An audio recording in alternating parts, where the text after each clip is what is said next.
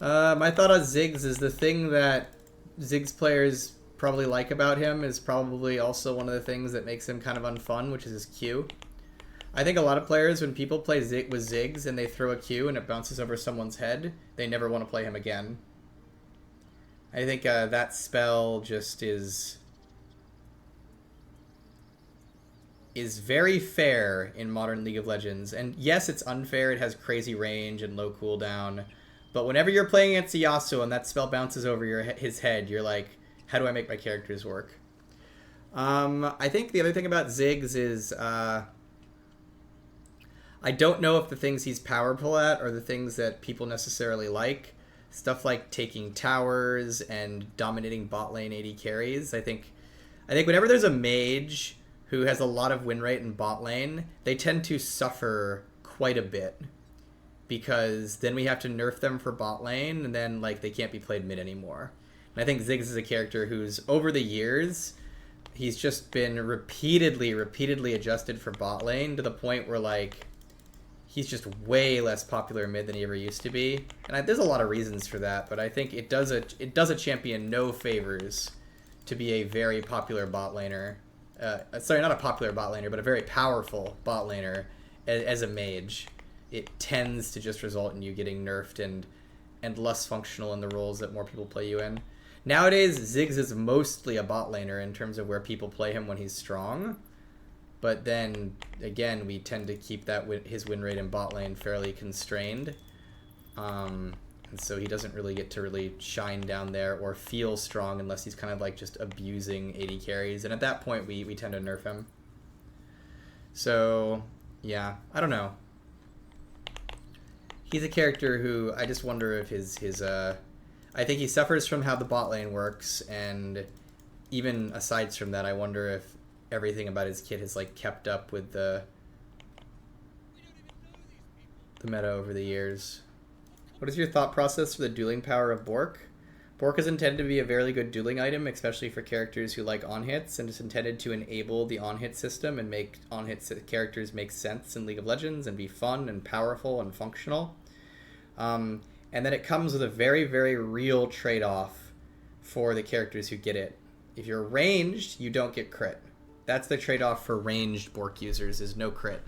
If you're melee, and then also it's just you're not getting as high of AD, so your spells aren't going to be as powerful. It's very attack-focused. If you're melee, you aren't getting defense. Now, of course, lifesteal is a form of defense, but it's not very good in combat defense. It tends to be more about hitting minions, and you aren't getting any health, you aren't getting any passives that keep you alive, and so it's a very, very real trade-off from melee champion to rush BORK, because of all the things they're giving up to have it. So I'd say BORK is a great item, and it's a very important load-bearing item in the item system. Is SYLAS by Design only a counterpick? No, SYLAS by Design is supposed to be somewhat generic on his base kit, such that you can pick him into a lot of things. That said, his ultimate is very much about like whether or not you counterpick, right? Will KAYLE get buffed? My guess is that at this point, KAYLE probably needs a buff. She's getting weaker and weaker with all the attack speed changes. Whether or not she will get buffed is another question. KAYLE has one of those things where when she is weak, her win rate looks high. And so, as an example, if KAYLE has 51% win rate, it is very likely she is a little weak. But that's a high win rate, so it is hard to justify and prioritize buffs for a character like that. But personally, I think KAYLE's probably in a spot where she could use a buff, given all the nerfs to attack speed and sustain and all these other things that she was fairly reliant on to function. And many of those nerfs were, targeted at AD carries, but, meanwhile, she was in top lane just trying to survive. So, personal take is that KAYLE has probably gotten weaker over the season and may need help in the long run. So, the item SHIELDBOW is kind of a trap, and items like it are traps. And the reason they're traps is not because they're necessarily bad, but if you are a squishy champion who is damage reliant, buying something that keeps you alive is only good if you're already winning. So one of the hard parts about getting a SHIELDBOW, if you don't like hyper synergize with certain parts of it, is it will keep you alive, but it won't matter that you're alive. because you aren't killing people. And so items like SHIELDBOW, Guardian Angel, Banshee's Veil, stuff like that, they tend to be significantly... You think you're supposed to buy them as defensive items. You think you're like, ooh, I'm getting bursted out, I should buy this. And usually you're supposed to buy them as defensive items, but only if you're already ahead, basically. Which then it's like, oh, well, then now they can't burst me out and I'll kill them all.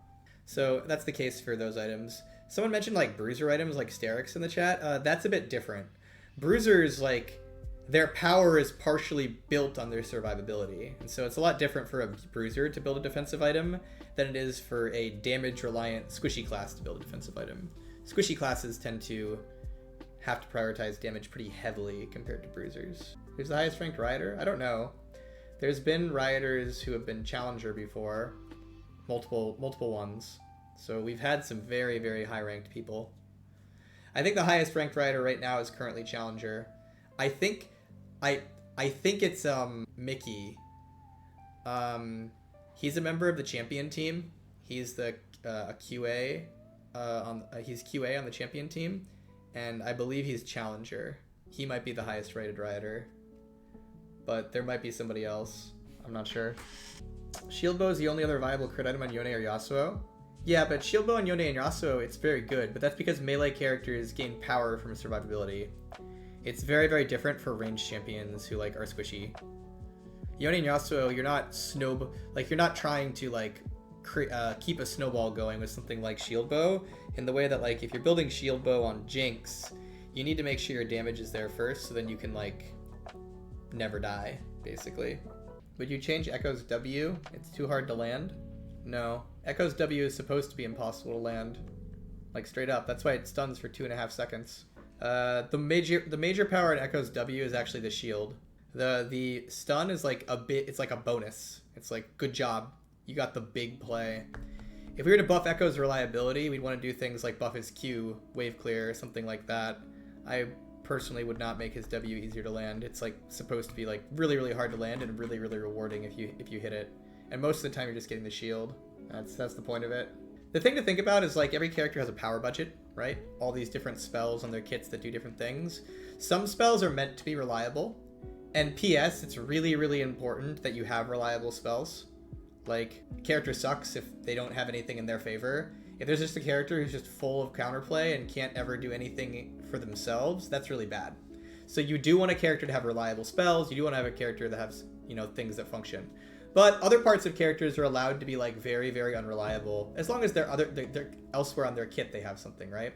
So that's things like Briar Ultimate, that's things like EKKO W, that's things like Briar's E, that's things like Aatrox's Pull, right?